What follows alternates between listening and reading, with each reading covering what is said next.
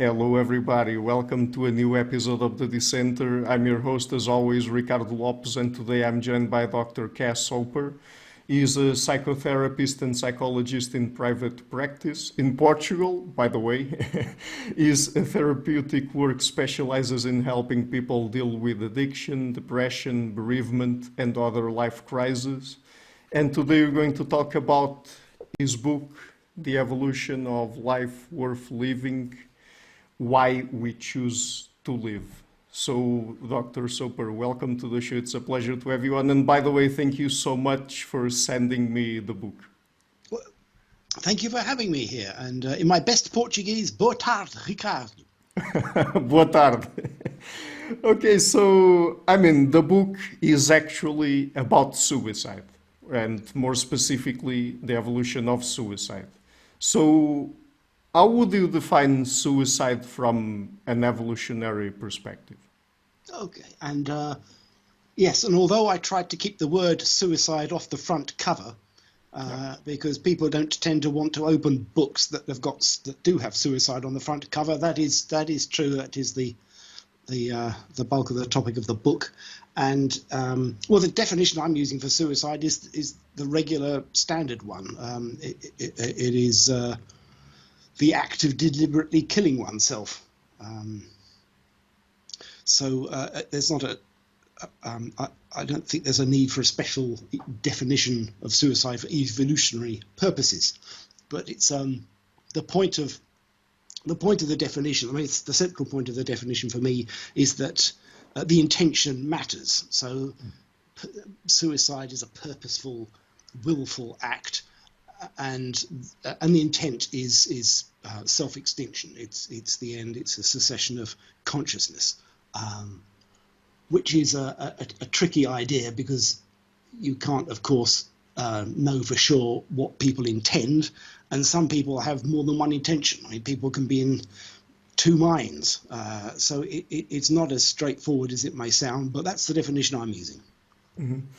But from an evolutionary perspective, what would you have to say about the impact suicide has? Because, ultimately, it would have it would be one of the behaviors with the most impact on both the survival, of course, directly, and also potentially the fitness of a given individual, in this case, a human, because I'm not sure if other animals also, we could say they also commit suicide or not, but focusing on humans here, of course, it's a very costly behavior from an evolutionary perspective, correct?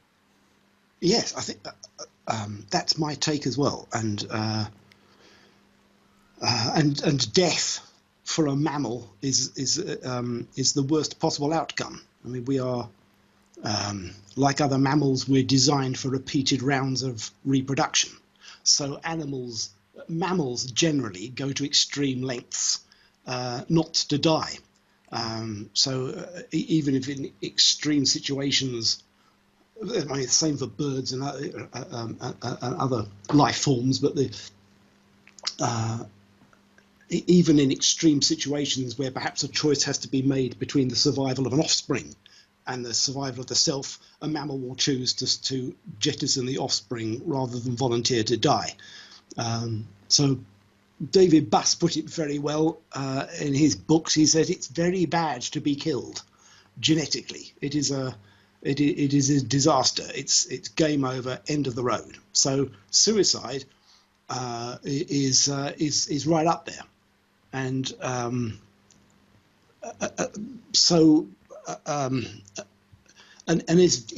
if death wasn't bad enough, suicide seems to be even worse. And that sounds odd, but from a genetic point of view, it seems to me a fate worse than death, because when people die in this way, there are consequences, usually consequences for close kin, which from an inclusive fitness perspective would add to the disaster. So that there's a special stigma, social punishments that often come along with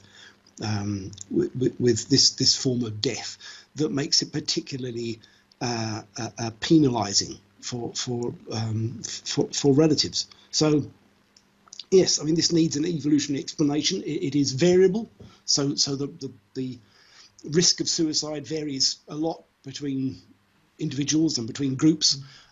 It's a heritable trait as well. So suicide tends to run in families, not entirely, but to an important degree. And as we've discussed, the fitness outcome is very bad. So you put these three: variability, heritability, and a differential impact on survival together, and you have a trait which Darwin would say should be under selective pressure. The offspring of the less suicidal should outbreed the offspring of the more suicidal. So pushing the behaviour out of the population. That's what ought to happen. And if that's what ought to happen, and with all of those negative consequences of suicide from an evolutionary perspective, how is it the case that we still have suicide in human beings? Well, this is the big question. Yeah. And it's a question that even evolutionists probably don't much want to ask, because this isn't the kind of territory that many people want to go through. And I have to say, as an interviewer, I admire your courage in even opening these books, because this is a no-go zone for many. But the question needs to be asked and answered, and it has been avoided for a long time. A few people have tried. How is it that we have been saddled with this particular trait? It's, as you say, it's unique to our species. Across our species, it's universal. I mean, there's no part of the world that's free of this. So how could it have come about? There are only... Shall I carry on? I mean, there's only three possible explanations. There's only three possible explanations, as with any genetically transmitted trait. It can either be noise, or it can be an adaptation, or a byproduct of an adaptation. I'm sure it's not noise, because noise are traits that just spread by chance, and they're usually trivial. They have to be trivial in fitness terms to spread that way. If it was an adaptation, then we'd need to find some positive fitness enhancing aspect of suicide that makes it favoured in the struggle for survival, which sounds unlikely to me. Hence, by elimination, I think suicide is probably an evolved byproduct of some other adaptation. It's a maladaptive side effect of something else. So the core of this question, I think, is of what is suicide a side effect? Mm-hmm. And before we get into that, I mean, the specific cognitive mechanisms that you argue in the book, the suicide is the byproduct of. Let me just ask you, because, for example, I've already had on the show people like Kristen Symes and Edward Hagen, and they have a very interesting theory about the evolution of suicide that they call the bargaining hypothesis of suicide. What do you think about it? I think it's really interesting and helpful and useful. Personally, I don't think it stacks up, but that still makes it very useful. I mean, I personally can't see a benefit to be had in trying to kill oneself as a bargaining strategy. That would be worth the cost. I can't see that there's any payoff to be had from this particular behaviour that would make the costs worthwhile. And I mean, Kristen Simon, Ed Hagen, I mean, theirs is one of quite a few adaptationist theories of suicide that are out there. There have been, there's perhaps a better known theory by Dennis de Catanzaro that says that there may be a benefit to be had in suicide by for somebody that's such a burden on their kin that the kin may reproduce more successfully in their absence. Therefore, somebody might remove themselves. There might be some genetic logic in an individual removing themselves in that situation. That doesn't stack up to me either. And but the fact that the sharpest minds as sharp as Dennis de Catanzaro and Ed Hagen and Kristin Syme have not yet produced, to my mind, a plausible adaptationist explanation for this behaviour says to me that one probably isn't there. I mean, if there was, we would have found it. So it is the difficulty of arriving at an adaptationist explanation of suicide isn't for want of looking. Some of the best brains in evolutionary science have been on the case for quite a while. Yeah. And not to talk about theorists from other areas like sociologists. Emil Durkheim springs to mind, for example. I mean, it's not that people have come up with a definite explanation for suicide and the factors behind it, right? Well, this is a subject that's been studied for centuries. Well, millennia. I mean, you could fill a library with this. It is a very important facet of the human experience, and I think many scholars and people from other poets and playwrights philosophers have touched on important aspects of this behaviour. And I think we've seen it from from many different perspectives, but the evolutionary one really gets to the heart of it, and I think helps us to connect the wisdoms from some of these fields. So, for example, in psychiatry or suicidology, it is fairly well accepted that most suicides could be understood as escapes. I mean, the common thread of suicide is psychological pain. There's a researcher called Edwin Schneiden, who's one of the founders of this field. He invented a word, psychache, to describe the emotional pain that can drive someone to this kind of extreme escape. Yeah. So there are a lot of bright people have been looking at this for a long time, and I think have got close to understanding it. Mm-hmm. So tell us then about your theory or hypothesis of suicide as a byproduct. What is it a byproduct of when it comes to the specific cognitive mechanisms or aspects of human psychology that perhaps give rise to it? Okay. Well, it seems to me, and I don't claim, by the way, I'm not uniquely owning this theory. Nick Humphreys has put forward an idea that is very similar. Mm-hmm. So we arrived at a similar solution independently, which is rather interesting. Yeah.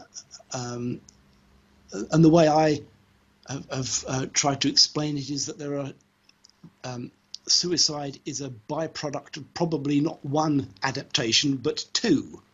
And they come together in our species and ours alone. Individually, they wouldn't be a problem, but you put them together and it's like a chemical compound that can kill you. Yeah. And often does. So, well, not often, but sometimes it does. One of these adaptations I call pain, or what we just touched on, the Edwin Schneiben's idea of psychache. Pain is a very ancient adaptation that all animals need. We all need some mechanism to guide ourselves around the environment, the hazards fitness hazards in the environment. Pain comes with the territory of being an animal. The special problem for humans is the other adaptation, which I call brain, which is an intellect so sophisticated that we are capable of conceiving of our own mortality and of bringing about that own mortality as a way to deal with pain. I mean, the whole point of pain is that it is driving an animal to do something to escape. to escape the sensation, to end it, or that's what pain is for. Provide an animal with the brains to realize it can switch itself off to answer that demand, and we have a problem. So that's why that's hence this pain-brain dual mechanism that I think may explain how our species alone has been saddled with this particular behavior. But I mean, both of these aspects, it's not that they're missing in other species. It's just that they haven't evolved to them to a level where, as in humans, they are able to suffer as much and perhaps also intellectualize their pain, and also perhaps another important aspect of your theory, plan suicide. Well, that would fit. That fits to my mind.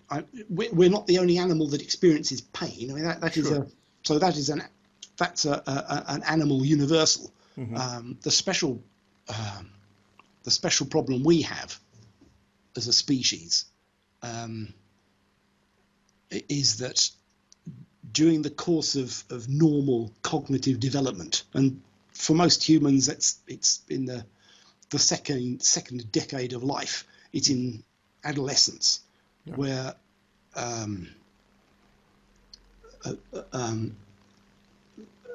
our cognitive faculties grow to the point where we can conceive of the idea. And it is a very complicated idea. The whole notion of death is an extremely difficult idea for an animal to get its head around. So it needs a grasp of cause and effect, of mental time travel, of the idea of universality. Piaget called these formal operations. So there's a set of sophisticated intellectual faculties that regular humans acquire during cognitive development, normally in childhood. And during the course of this death idea emerges, and that's the point when suicide appears on the scene. Mm-hmm. So usually the earliest suicides appear in childhood during that as part of that process. So the children who are earliest into the suicide problem. So the youngest suicides tend to be characterized by being precocious. And what age are we talking about here? Very rarely before age 10 or 11. And even at those ages, it's very rare. Oh, yes. I mean, and it gets to a point where, again, we're down to the question of intentionality. So I think there are recorded suicides as young as 4 or 5, where actually the cause of death is intentional is deliberate self-harm, but we can't say whether the child actually meant to kill themselves, because they probably didn't. They would have no concept of what being dead meant. So whether that is suicide or not, I doubt. But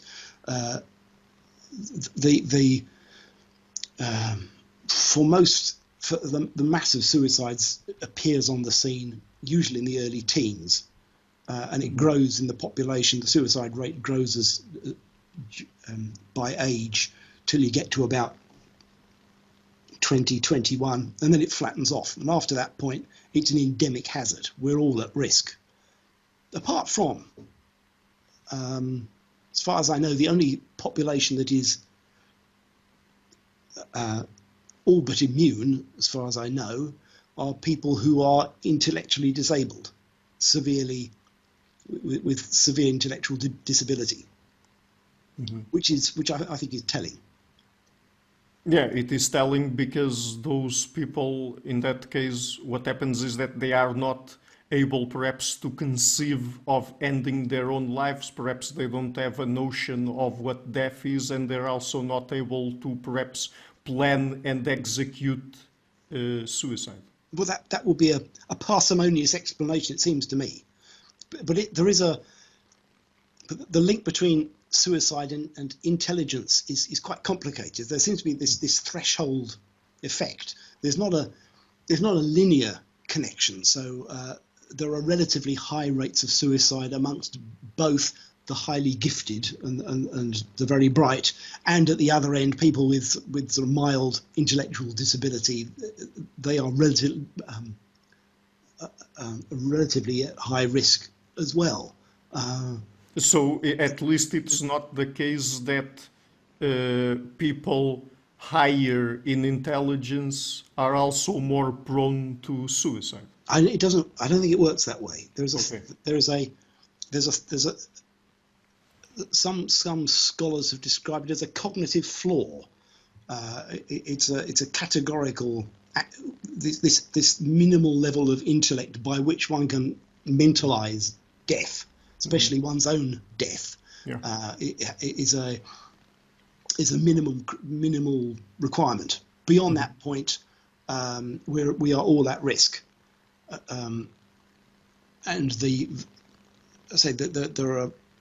there are relatively high rates of suicide at both extremes after that point, at both the very bright and the not very bright. Mm-hmm. But I mean, because this is also something you talk about in the book, I would like to ask you about, so why have we evolved such high levels of intelligence and cognitive ability that also in this case, at least according to your theory, would predispose us as a byproduct to suicide? Yeah, wouldn't life be easier if we didn't have this? If we weren't so flipping clever? Why do we have to be so clever? That's a big question, and I think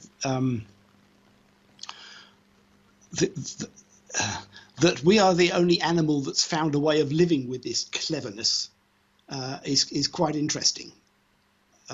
There's a grey ceiling in the animal kingdom that's a long way behind ours. It seems it looks to me to be the grey as in grey matter. So the smartest that other animals get is some way below the minimum level of intelligence that a human being needs to kill themselves. So the grey ceiling in the rest of the animal kingdom is probably the cognitive flaw. It looks to me it could be a reflection of the same thing as the cognitive flaw amongst humans. So how did we and we alone pass through that ceiling? Mm-hmm. I in the book I speculate. There are solid theories on why it is that humans are evolved intelligence. It is probably a social resource. In order to compete in large groups of other humans, we need a mind that can second guess how other people are going to react. We need a sophisticated theory of mind that lets us work out relationships, imagine how people will respond, and in that kind of setup, the people who can outwit the rest will probably gain. And if they gain, the only way that the rest can compete is by outsmarting them. So there's this arms race would set up of smart people, and a sexual element to this too. So smart people choosing each other as mates. Mm-hmm. What's the word? Sapiosexual. So if the rewards of being smart gravitate, if the rewards of life gravitate to the smartest, then mm-hmm. cleverness of itself becomes an attractive criteria. So it might set up this a runaway process of the very smart selecting each other, producing yet smarter offspring. And that as a process makes sense to me. It's not. I mean, none of these are my theories. I mean, this is my understanding of the of the literature in this area. So, and there are also ecological reasons that being particularly having flexible minds allowed us, our ancestors, to adapt to fast changing climates and different environments as they migrated around the planet. So we can understand the pressure behind greater intelligence. The difficulty then is explaining what happens when this pressure for greater intelligence meets the cognitive ceiling. How do we manage to get through this minimal level for suicide, which only we seem to have to deal with? Mm-hmm. Does that answer the question, Ricardo? Yeah, I mean, it's a bit complicated because I basically asked you what would be perhaps the most plausible explanation for why we evolved these levels of intelligence and cognitive ability, but I mean, there's no definite answer yet out there, right? There are some solid theories and a consensus of opinion, and the consensus, as I understand it, is that the driver for intelligence is social. Mm-hmm. We have social brains, and we are very well adapted. Robin Dunbar discusses this very well. We are very well adapted to living in large groups. Living in large groups needs brain power because of all the relationships involved. Mm-hmm.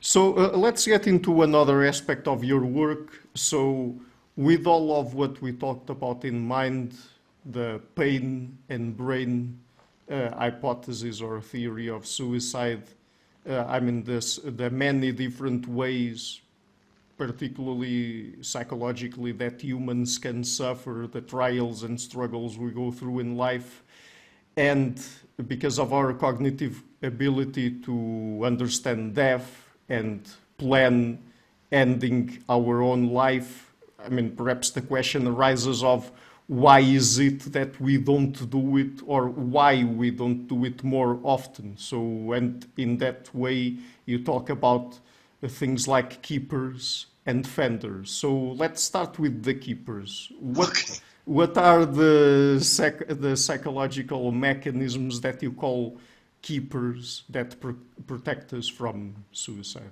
Yeah. Okay. Well, taking a step back. So it seems to me that in order for our species to have passed this threshold, to have got past the ceiling, we needed to evolve defenses that allowed us to handle big brains without killing ourselves. Mm-hmm. And I think this may be a central feature of human evolution. And there are many great books have been written about what makes us different from other animals. Could it be? Is it tool making? Is it culture? Is it our hairlessness? Is it language? And all of which might be true, but we touched on this at the beginning. Suicide is a fundamental survival issue. None of these features of none of these evolved features of humans would have much impact on reproductive success if the human being kills themselves on reaching reproductive age. So in order for these other traits to have value, we must have found some way to manage this cost of intelligence. Sure. And that's why I'm suggesting the evolved defenses against specifically suicide. Mm-hmm. And I think they probably will form lines. So there won't be just one, there'll be a series of them. Yeah. And in much the same way as we are defended against pathogens by lines of defenses. So the last ditch defense against attack from a bacteria or virus is the immune system. When there is a serious risk of imminent death, the body will react and that reaction can be that response is very costly. So there's fever and there's a sickness behaviour,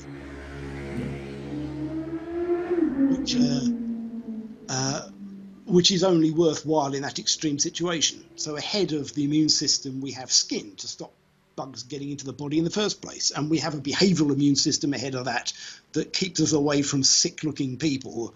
An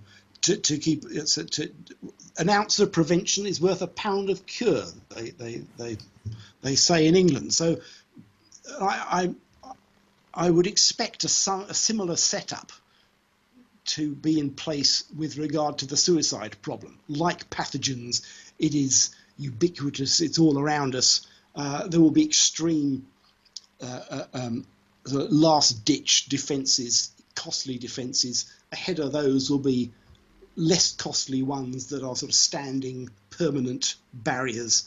Our defences against suicide then sort of form these serial like fortifications.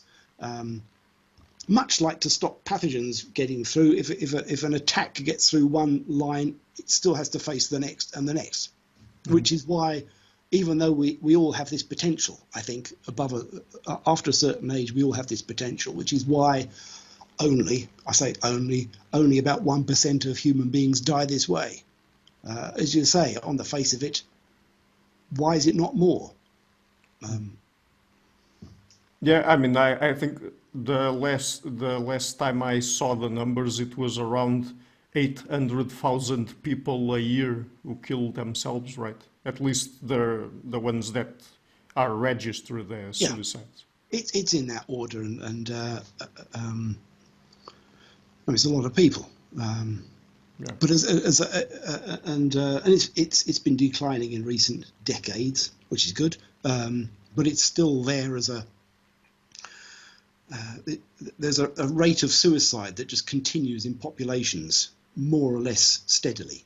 And it varies from culture to culture, country to country, but it's there or thereabout. Something like 1 or 2% of the population die like this. So, but let's get more specifically into the keepers you talk about in the book, because you divide them into pain type keepers and brain type keepers. So, tell us about them. Right. So keepers, picked this name because I'm trying to keep in mind the role of a goalkeeper, right? So imagining there's the defensive players in a football team or soccer, I should say, soccer or hockey. The last line of defence is the keeper. All that stands between an attacking shot and disaster. So the keeper is there as a sort of equivalent to the physiological immune system. Most of the time, it's in standby. It's just watching the game. And most of the rest of the players are out there trying to avoid the keeper having to be used. So if the other defensive players are doing their job very well, the keeper won't have much to do. So an anti-suicide keeper is similarly the last line of defense. And then we can think about, well, I think there's probably going to be more than one keeper. So the analogy breaks down at this point. You're not going to have more than one goalkeeper, but there will be multiple keepers because there's going to be multiple ways in which a suicidal trajectory can be blocked. If this pain-brain framework is true, then I can see at least two, probably only two ways in which keepers can block this outcome. They can either reduce the motivation on the pain side. They can make suicide unnecessary, or they can block the means, the intellectual capacity to carry out a suicidal act. So, and I suspect on the principle of belt and braces, another English idiom, on the principle of being better safe than sorry, both will have both working at the same time, pain type and brain type. Some will suppress the motivation, others will deny the means, and they will probably appear together. So that's how I imagine keepers to operate. And a very interesting thing you mention in the book is that some mental disorders might also act as keepers. So, could you explain that? Right. I'm not. I wouldn't say that mental disorders do this job. And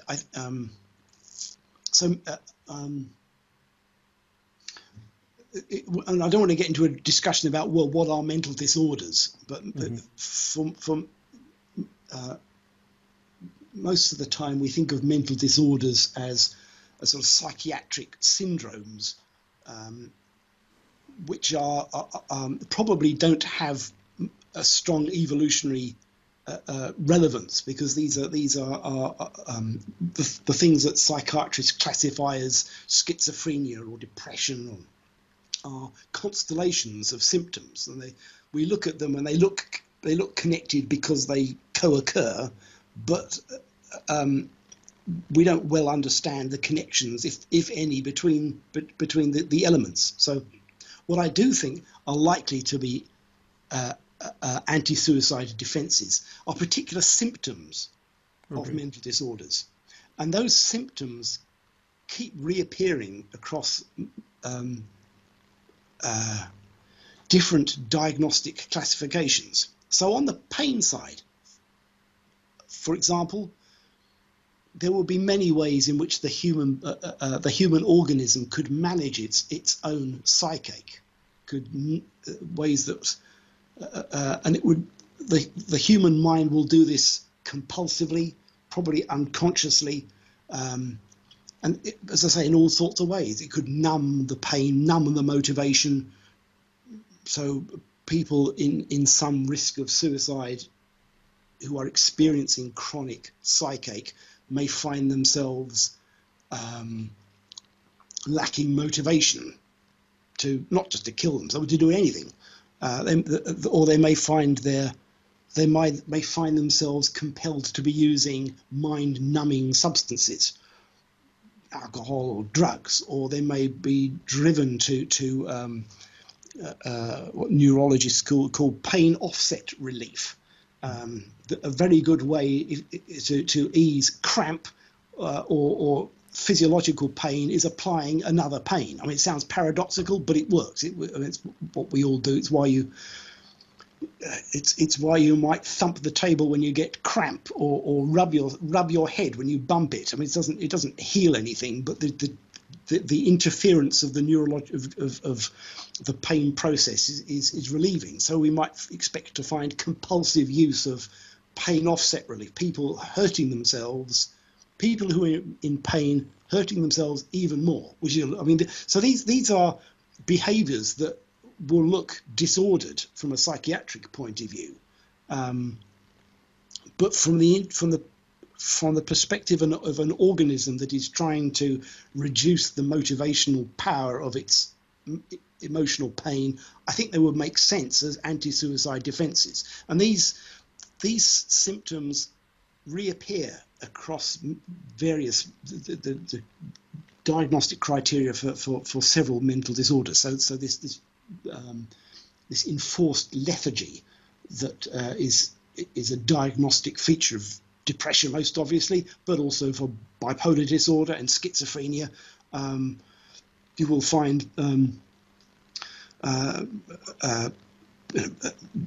compulsive drug and alcohol use is a diagnostic category of its own.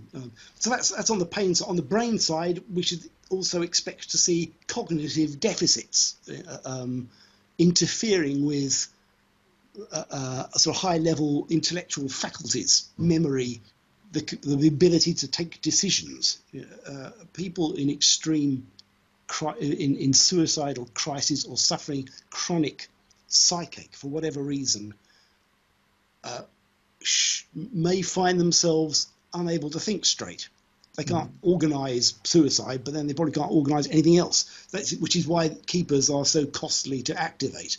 So I think these features come together in different combinations, and we see them as in constellations as mental disorders. That's how I think it probably works. Mm-hmm.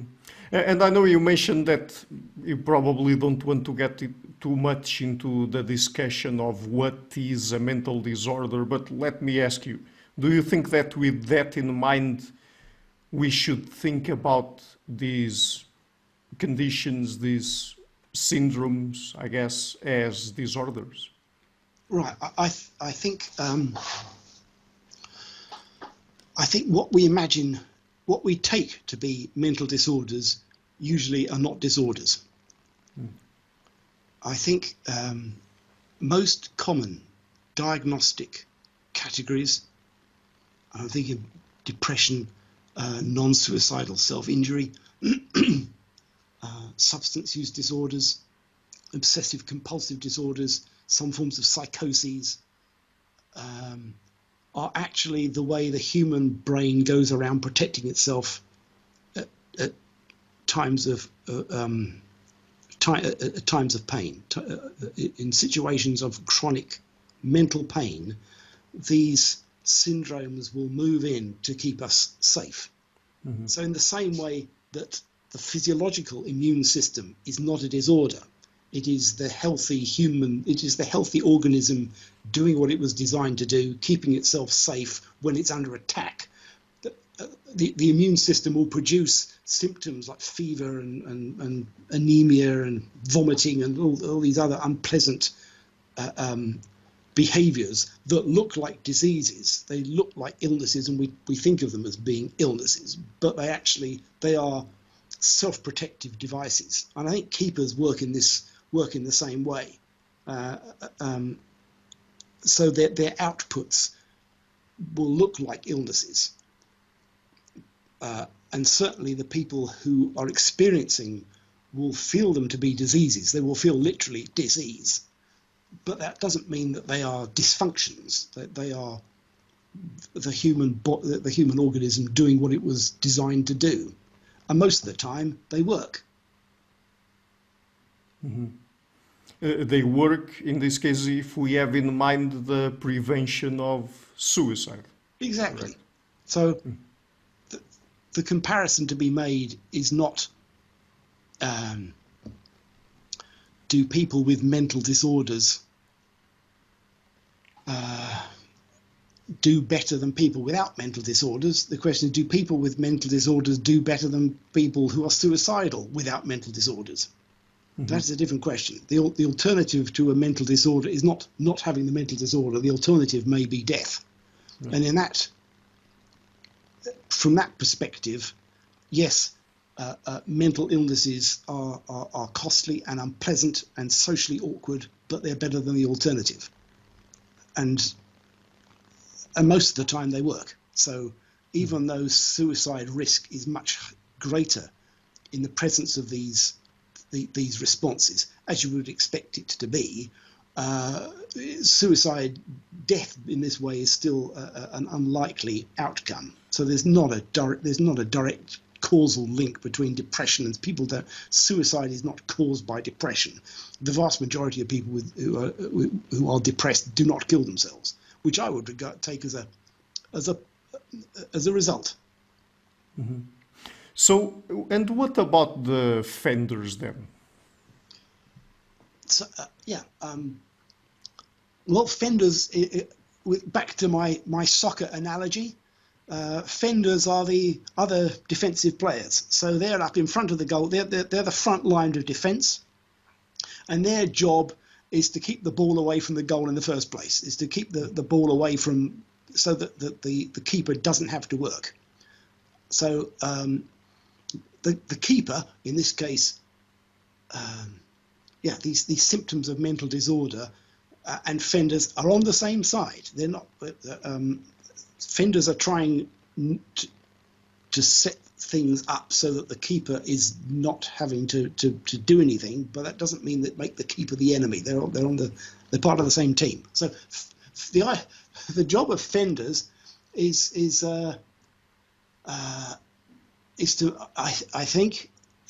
to both on pain side is to manage our exposure to psychological pain. So that the cue that will cause keepers to activate is the experience of chronic psychache. So the focus of pain type fenders is to keep a human being safely in a position where they're not being exposed to more psychological pain than can be handled. Mm-hmm. And there will be brain type fenders that also keep the intellectual possibility of suicide distant as well. And these two types of defences, unlike keepers, will be permanent. They will be in place at least from puberty onwards, whether we're in pain or not. So these will be standard features of all our experience. So could you give us some examples of brain or pain type and brain type fenders? Okay. Well, on the brain type, I think these will be culturally transmitted defences, because they have to be, because they rely on the idea of death. Or at least encultured ideas of death. They have to make the death idea unappealing.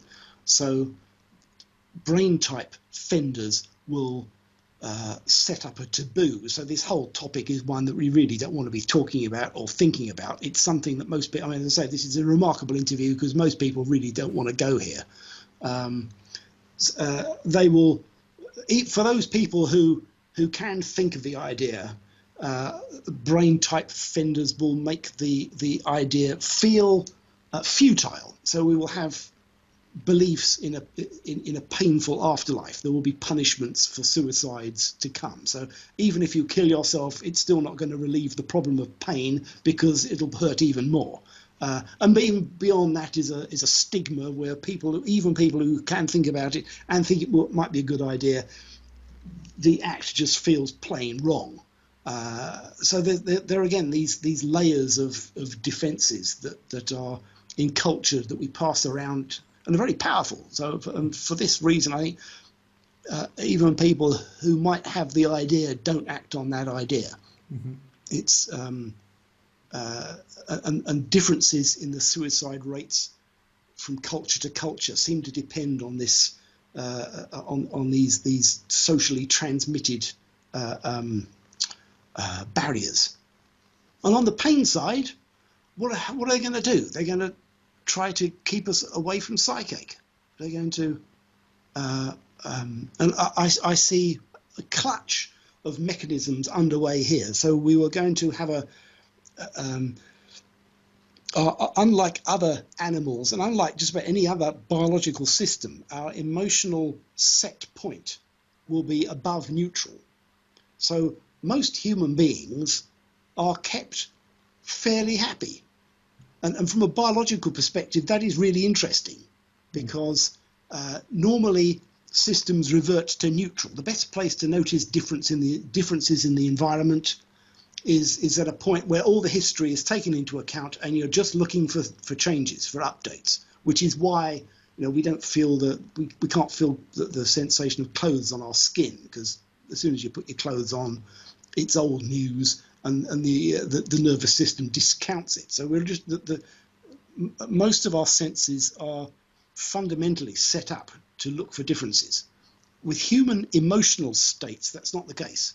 So we are kept fairly content. Life feels pretty meaningful, not all the time, but that is a slightly warmer than neutral set point, like a thermostat that's turned up a bit warm.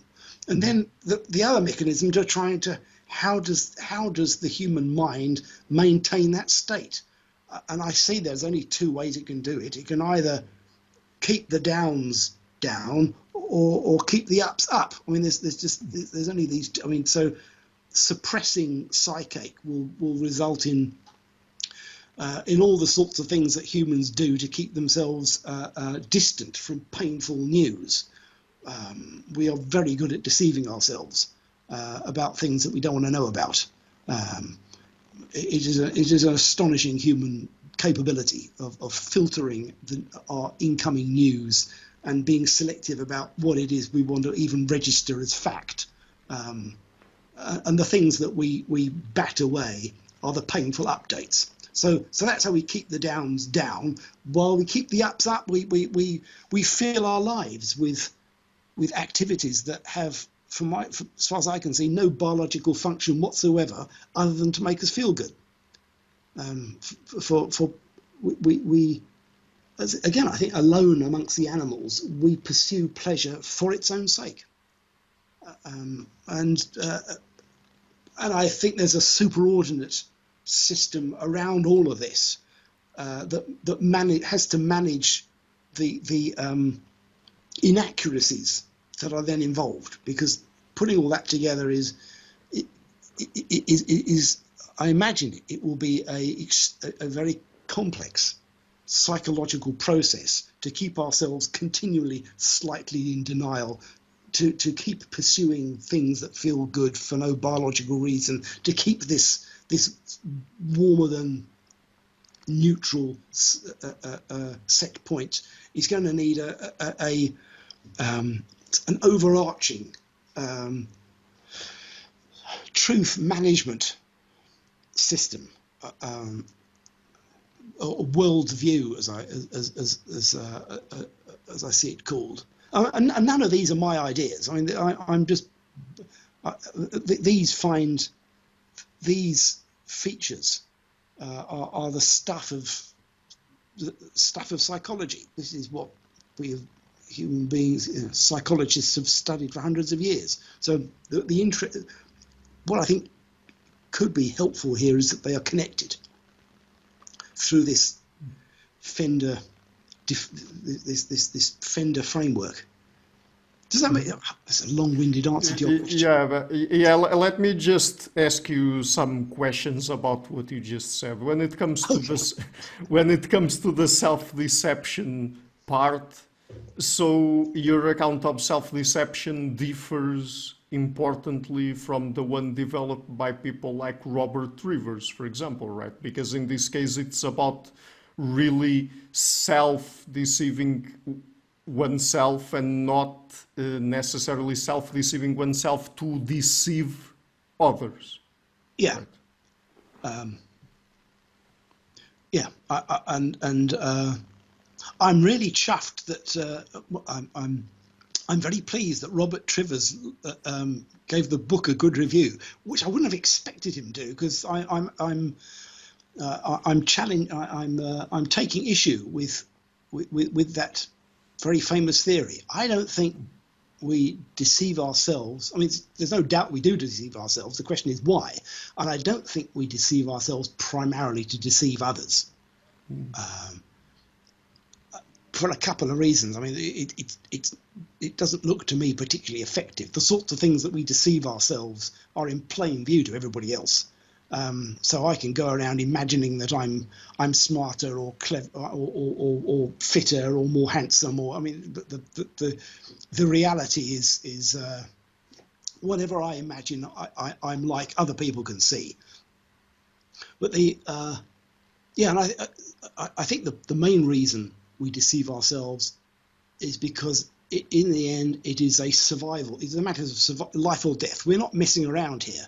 We don't deceive us. It's not for fun. It's not for playing games.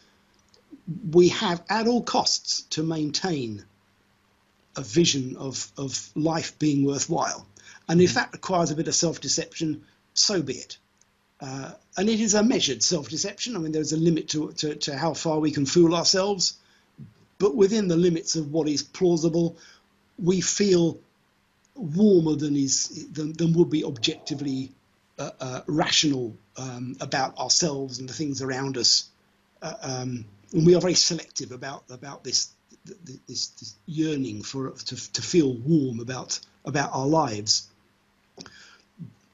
That's my suggestion. And again, I'm grateful Rob Trivers gave it even the time of day. Yeah. I mean, it's here on the cover. So. Oh yeah, Dr. Trivers. Thank you very much. Yeah. So, but about the Professor brain, Trevor, excuse me. Yeah, go on. yeah, but about the brain type fenders, because they manifest culturally, and that includes things like religion, for example, in your view. I wanted to ask you, does this connect in any way to terror management theory? Right, just going back, I don't think brain type fenders are particularly connected to religion. I think Okay. brain type fenders will transmit themselves with or without religion. So a Yeah, cult, I mean, yeah, religion would be just yeah, one example. I think that's a separate, Okay. that will be a separate matter. But we will not instinctively, we will pick up the idea that suicide is bad, and we don't need religious orders to feel that. Yeah. So I don't agree with terror management theory. I don't see that. So terror management theory says that we did the reason we deny reality is to keep ourselves from thinking about the possibility of death. The notion of death, it says, is so mind blowing that our brains are programmed not to go there. And I mean, there's a lot has been written. Personally, I don't buy it. I don't see death terror out there. I do see suicide. I mean, but death terror still remains, despite all the research, a hypothetical hazard, a hypothetical fitness hazard. And it is remarkably missing in cultures that are quite relaxed about death. So in the West, yeah, we might feel uncomfortable of discussing death, but it isn't like that everywhere. So there are Eastern traditions that find it healthy to contemplate death, and we don't see minds being blown in Buddhist monasteries. So I doubt the fundament of terror management theory, because I don't think there is this terror.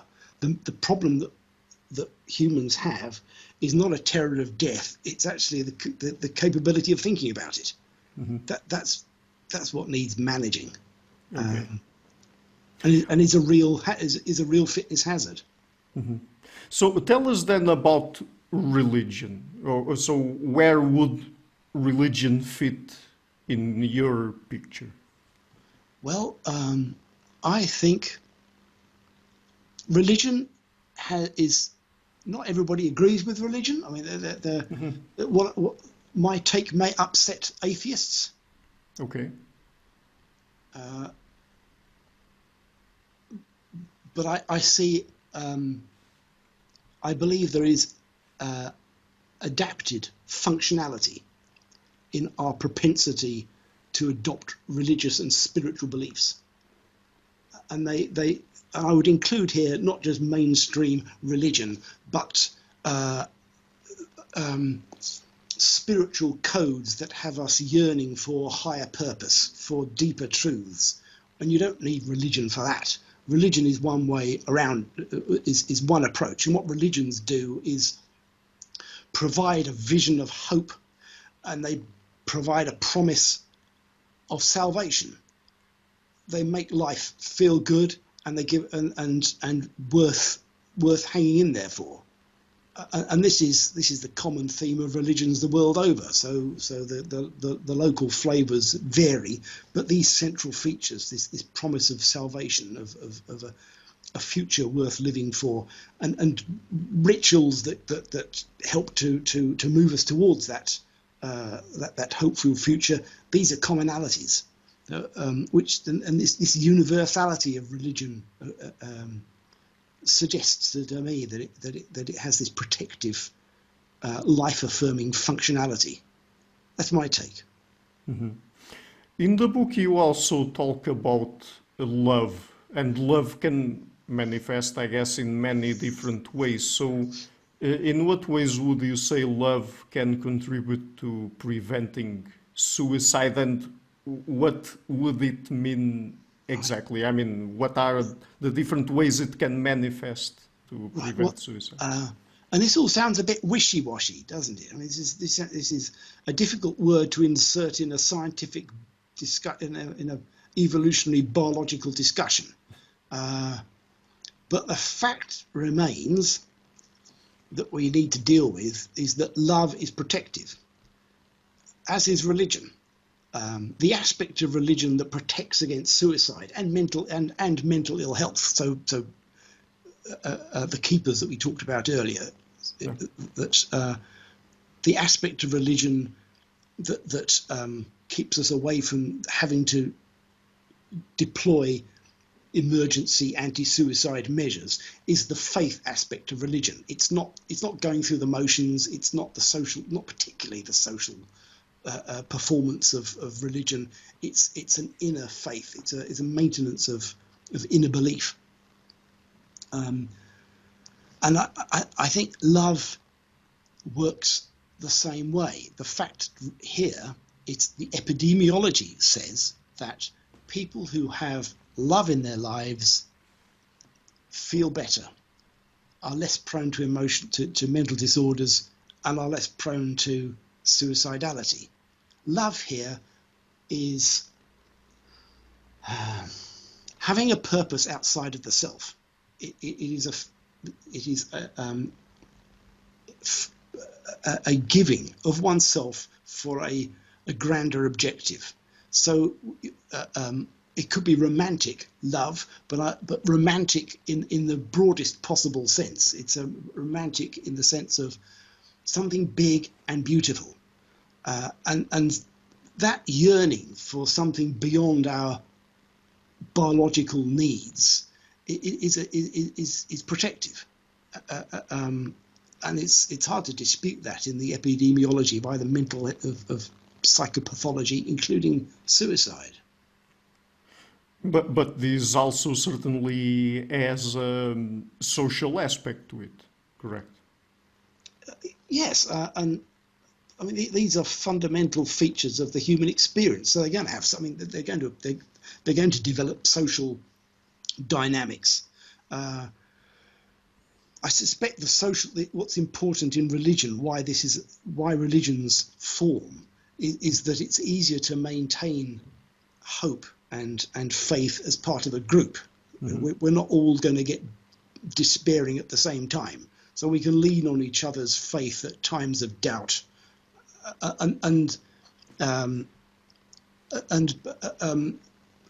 that there is that is why I think there's such a powerful social element to religion. It is a mutual buttressing of faith. Love less so. I mean, there are love objects. We can pick. It's a personal decision. We can pick anything. Could be people, sport, art. We could get passionately involved in all sorts of things. Fortunately, we can get passionately involved in different things so that we're not all fighting for the same love object. So it's good that there's diversity here, but the protective feature is having something outside of the self to devote oneself to. Nietzsche put it well, quoted by Viktor Frankl when he had to explain why didn't the prisoners in Auschwitz just throw themselves at the electric fence? And he quotes Nietzsche. He says, "He who has a why to live can bear with almost any how." Mm-hmm. The question, so what religion and love give us is this why, this deeper sense of meaning and purpose. Mm-hmm. But I asked you about the social aspect because wouldn't you agree that social support also helps here because of the social aspect of our nature? Yeah. And this comes down to what are the best ways that we can help each other avoid mental illness and suicide. Well, we can try to help. We can try to make each other's lives less painful. Mm-hmm. Psychache is usually social. it's a social pain. And it comes in all sorts of unpleasant flavors: shame and guilt and grief and vengeance, and all of which connect to, all of which are part of this psychic idea. So what can we do to at least not to create psychic for our fellow human beings? And there's plenty of things that we can all do, and our governments. It's well said, suicide prevention starts with housing, not hotlines. If we want people to experience less pain in their lives, then we need to be looking at the fundamentals of inequality and security, and avoiding unnecessary dislocations and war. I mean, these are so yeah. Socially, there's plenty that can be done. Mm-hmm. Probably more that can be done here than I would say by use of drug therapies, but that's another story. Yeah, I mean, we will probably also get into that bit of the question here.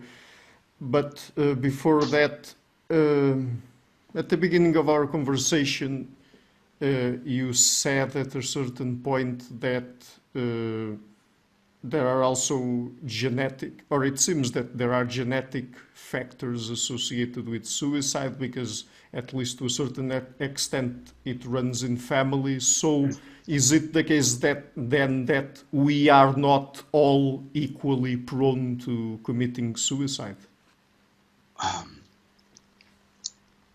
Right. Can I just pick you up on one thing? I Okay. try to avoid the word commit in this context. The phrase committing suicide, the commit has this legalistic connotation. Okay. I don't know. Fair Think enough. whatever you want, but it's interesting that we fall into this language of presuming there's something deviant about the whole behavior. I mean, so the commit word is a hangover from the days when suicide was a criminal offence, and we're still using this language. So Well, at least let me say that I didn't use it with that intent in mind. no, So it was just common parlance, let's yeah, say. I didn't. You didn't, Ricardo. But I mean, what's interesting is that we use this language without it's part of this socially transmitted presumption that Yeah, sure. but anyway, so correct. We are not all at equal risk, but we are all at some risk. I mean,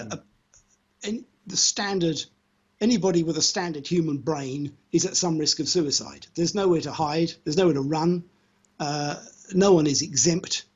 And across the adult population, the risk is not radically different from one group to another. There are many risk factors, but the strength of correlations between them and the suicidal outcome is weak. So despite decades of intensive research, there's been no risk factor that can accurately say who is going to kill themselves and when. Suicide is largely a random outcome, a product of aleatory uncertainty. So yes, there is a genetic component to these differences in risk, but it's far from deterministic. It's just another of many correlates that nudge the odds slightly one way or the other. But the nudges are detectable, but they are weak. The main point is we are all more or less at risk. Mm-hmm. It comes with the territory of being a human being. So we just got to work out how to live with it. Mm-hmm. So with that in mind, let me ask you then, is it possible, and I'm not sure if this bit of the question is fair to ask or not, but you will tell me, will it ever be possible for us to predict and prevent suicide? Predict? Virtually never. There are some extraordinary situations. I have come across a few in my professional work where we have extraordinary scenarios, but in virtually all cases, suicide cannot be predicted by any known means, by any red flag, warning sign, risk factor, use of artificial intelligence, or whatever else we might throw at it. This is a fundamentally random outcome. Can it be prevented? To a degree. So it can never be, I don't believe it could ever be eradicated, because the only way of eradicating suicide would be eliminating the two evolved drivers that give us the problem in the first place. So if none of us felt any pain, that would remove the problem, and if we all had brains that were kept at the level of a 5-year-old, we wouldn't have a problem either. But that's not how we are. You know, the human challenge is to live with these dual components of self-destruction. So, but there are things we can do. So the main thing, and we've talked about one already, we can find ways to try to help each other make our lives less painful. That will be on the pain side. On the brain side, we can do things that make a suicidal idea just more difficult to organize, just more complicated. We are not, and that boils down to, they call it means restriction, means making it difficult to get hold of the means of taking our own lives. And that works, and there's plenty of evidence along those lines. We are not, and I can see why. We did not evolve in an environment where means of suicide were readily available. We did not evolve. I mean, it could be done, but it took it took some planning and time and effort. So the most effective measures that could be done is, you know, taking guns out of the home, taking toxic pesticides out of arm's reach. Just simple, practical measures like that have a disproportionate effect, because people who are in a state of suicidal crisis,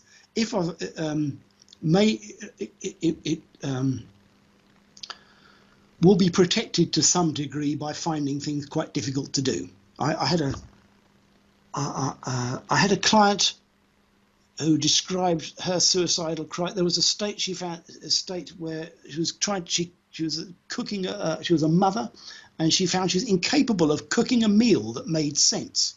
When things got really bad, she couldn't even remember how to operate the kettle. So, if we can just make suicide just a little bit harder to do, it should have a disproportionately productive effect. Mm-hmm. So, as if this interview wasn't controversial enough, let me ask you now, can suicide be rational? For those who do it, presumably yes.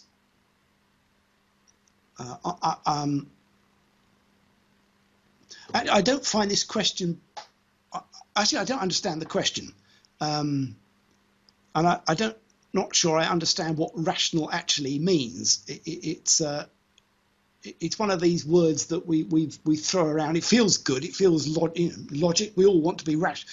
None of us want to admit to being irrational, do we? I mean, what is rational for me will look completely insane to you. I mean, our lives are full of activities that look irrational. And who am I to judge whether somebody else's behaviour is or is not rational from inside their own skull?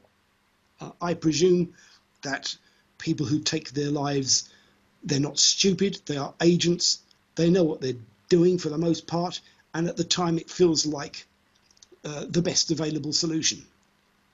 and and I could not. It's not for me to judge it otherwise. Mm-hmm. No, that's fair enough. I mean, I guess that what I was trying to ask is, while trying to avoid using the word rational, if it makes sense, or if it would make sense for people to again, I was going to use the word commit, but It's difficult. no, it's really difficult to avoid it. But To kill but themselves, we could say. yeah, Well, this is to, precisely the problem. I mean, you put your finger on exactly the problem. Suicide is an outstandingly effective solution to pain. right. I mean, nothing hurts less than being dead. So for somebody who has had enough, who just wants to stop hurting, that exit is there, it's available, and probably works extremely well. That is the problem. And beyond the point, in puberty or adolescence, when that solution appears on the scene, we then have a problem of how are we going to live with this exit door perpetually to hand. It's always there. So what are you going to do? Oh, we just try not to look at it, or so. Whether you regard that analysis as rational, I don't know, but it's hard to deny that suicide is an effective way to terminate the problem of psychache. It's an effective way to answer the organism's demand that you do something about pain. The whole point of pain, coming back to this again, the whole point of pain is to demand that we do something to end it. So suicide is rational on that score? Well, yeah. So, and I think a lot of the solutions that we turn to look irrational, because there's a religion and love and all the things that fill our days are hard to explain from a purely rational biological algorithm, but they do rationally make sense, a survival sense, if the alternative is switching ourselves off.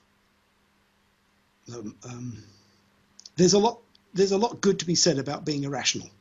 Mm-hmm. And what are your views on psychotherapy? Well, as a therapist, yeah, I mean, you can tackle the question however you want. Right. Therapy is useful for many people. Most of the time, for most people, it works. Most people feel better after a program of therapeutic meetings. Why it works, why therapy works, is another question. Okay, and do you have any answer to that one?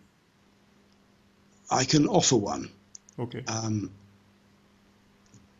The reason therapy works is probably for the same reason that drug therapy works.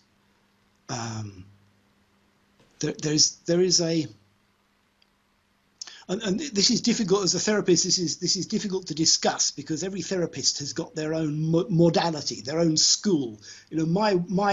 If you're a Freudian or a practitioner in cognitive behavioral therapy, or you're an existentialist, I mean, there are dozens of schools of therapy, and it's very much like religion.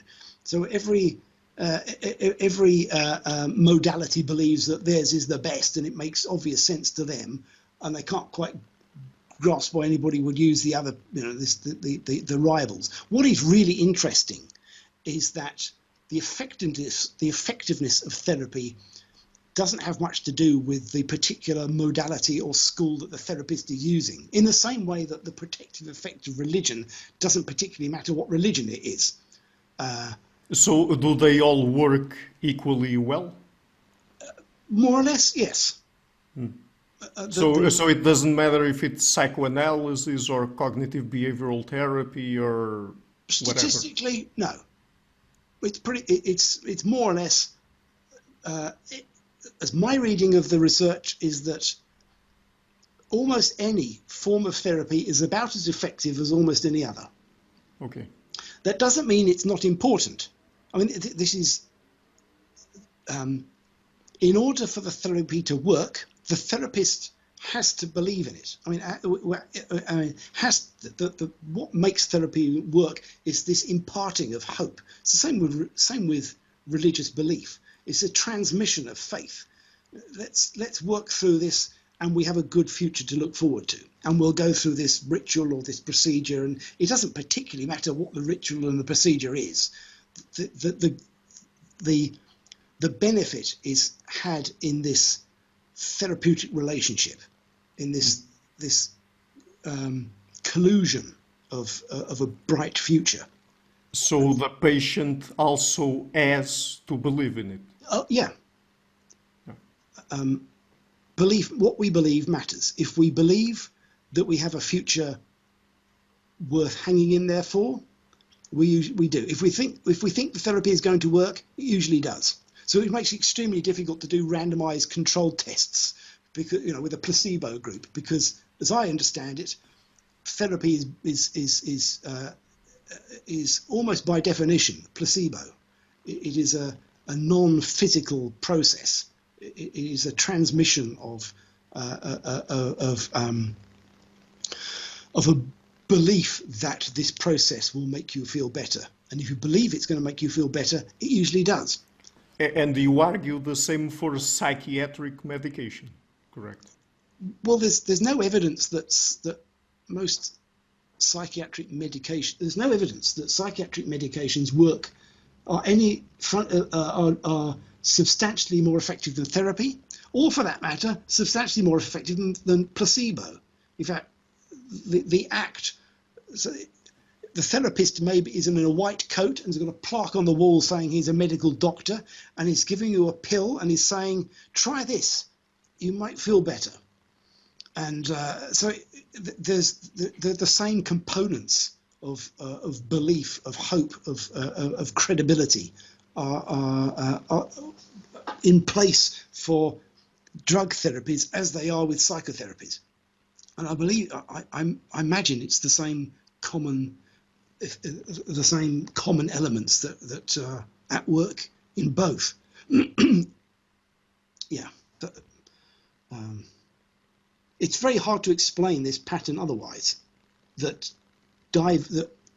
outwardly disconnected forms of therapy have similar effectiveness, have similar outcomes.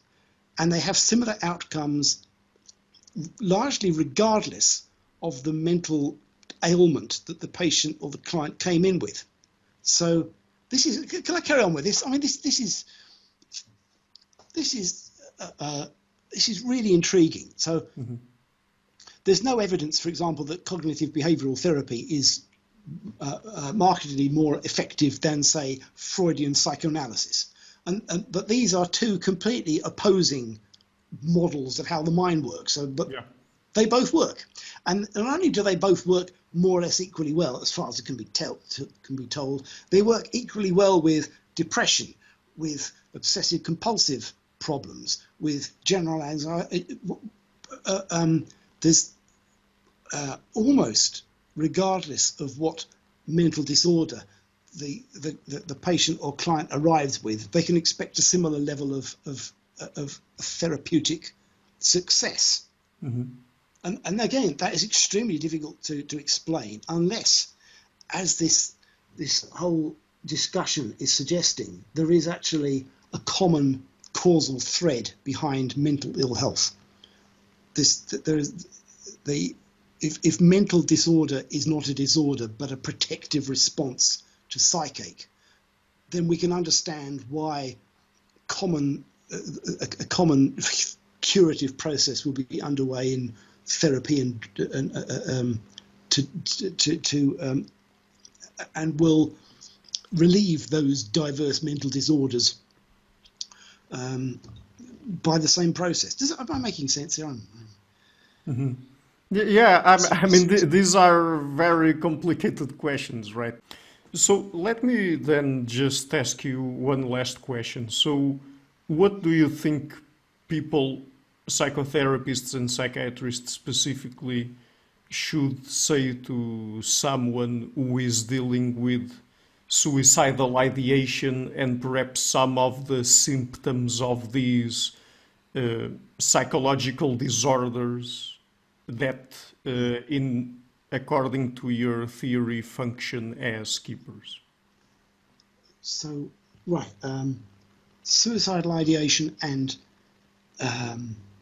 mental disorders are sort of separate things. So, Okay. but we may find ourselves saying similar things about them. But in the case of suicidal ideation, I would say, and I do, this is extremely common.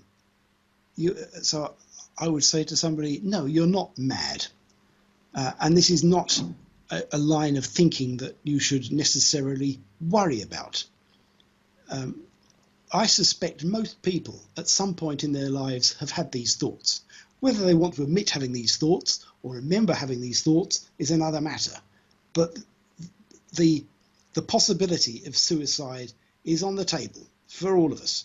And some of us think about it more closely than others, but it's still there. So, and very few people who have suicidal ideas actually go on to act on them. They are not of themselves dangerous.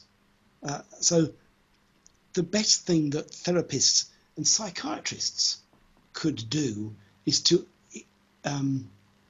not get frightened, not panic, and put the risks in proportion.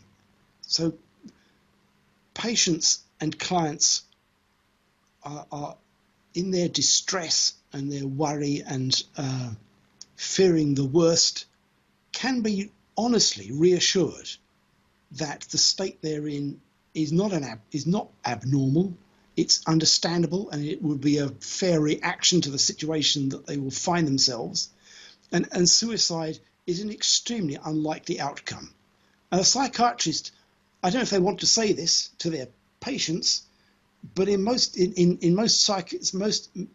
clinical meetings, the psychiatrist is probably more at risk of suicide than the patient. The risk of medics generally are of higher risk of suicide than the population as a whole. I mean, so there's not we're all in this together. We're all having to deal with this part of the human condition. So it is possible to be genuinely empathic here. We don't have to use these words, but I can see where you're coming from. Mm-hmm. Right. So, Dr. Soper, let's end on that note. And the book is, again, The Evolution of Life Worth Living, Why We Choose to Live. I will be leaving a link to it in the description box of the interview. And before we go, would you like to mention where people can find you on the internet or your work?